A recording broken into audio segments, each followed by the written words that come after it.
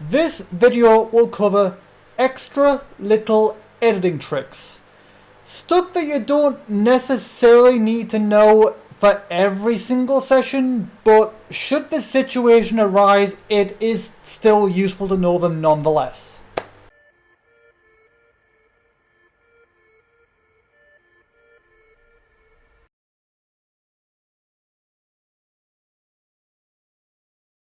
Okay, I think it's safe to say that OBS is probably the best recording software out there. However, like anything else, it's not without its little issues.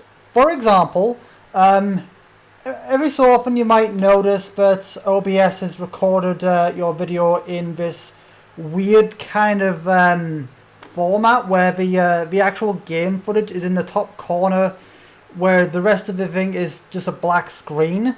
OBS is a little bit weird when it comes to games from the XP era, those types of games, full screen games from the XP era.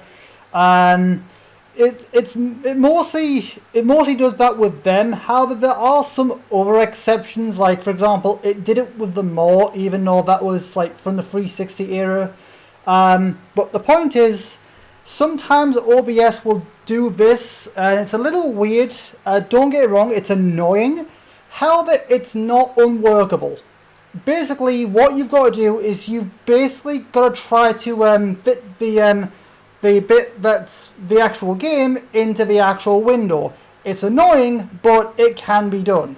So let me show you what I mean. So again, first, make sure you have the select tool selected, and then grab the actual screen, and then as you can see, you can actually move the screen around, and not only can you move it, but if you grab these little blue squares here, you can actually click and drag, and by that you can actually change the actual size, like so.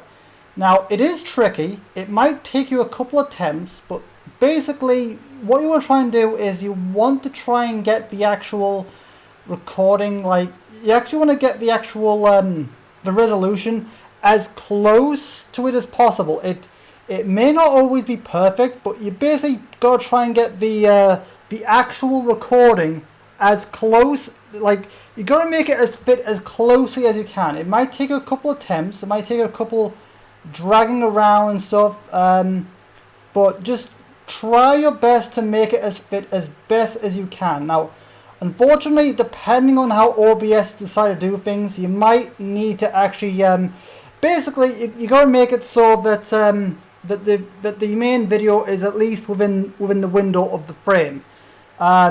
Sometimes you might need to put the video in 4:3, but that's just how OBS works. It's a little annoying, a little awkward, a little inconvenient, but it's still manageable. Basically just grab the actual recording window and try to make it as fit as best as you can. That's basically it. Try to make it fit as best it can. Again, it's just mess around with a little bit. And yeah, basically you want to make it so that the bit that's out of frame there is just out of frame, and it should look something like that-ish. Let's see if we move that over a little bit to where there's actual. Yep, that just about works pretty much. It's not perfect, but it's it's, again, with time it can make it work. It can make it perfect over time. Again, it's just all it's all repetition and practice, isn't it, really? But yeah, if OBS is ever a pain like that, at least now you know what to do.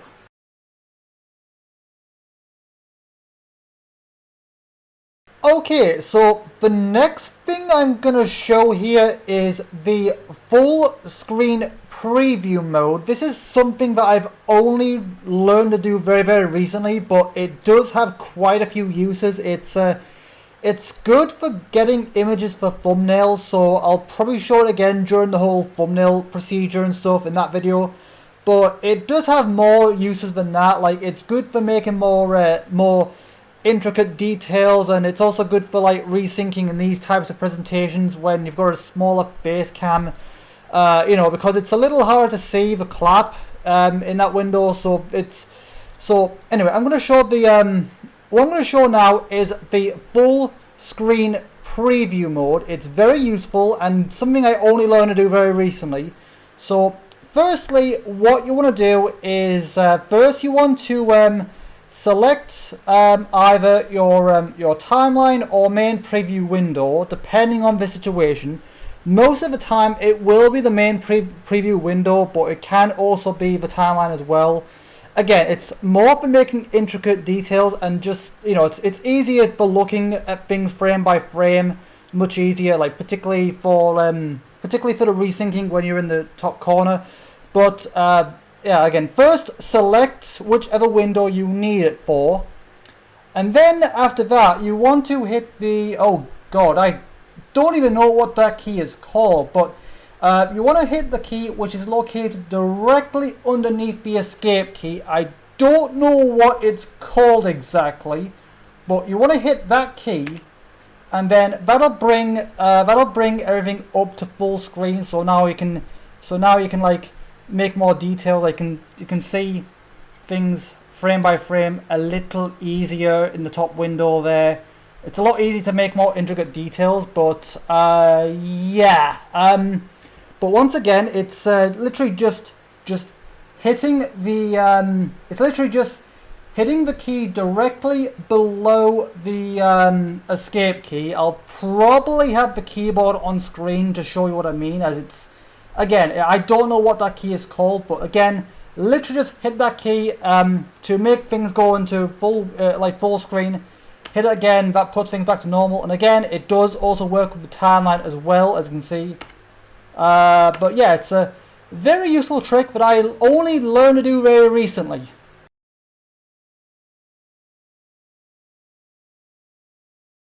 Okay, so this is something that happens to me almost every single time I'm editing a video that was recorded on my phone. The footage is just completely flipped the wrong way around, and don't get me wrong, this is incredibly annoying, but there is an easy fix for it. So again, this happens every time I record on my phone. I'm editing the footage from my phone. This happens almost every single time, but there is an easy fix for it. So as you can see, the footage is all flipped the wrong way around. And what you want to do here is you want to go into effects and then just type in flip, and then as you can see here, there's vertical and horizontal flip. So depending on how badly flipped it is, like sometimes it might just be like sometimes it might just be a vertical flip. As you can see, that flips it the right way around, but it's also needing a horizontal flip as well.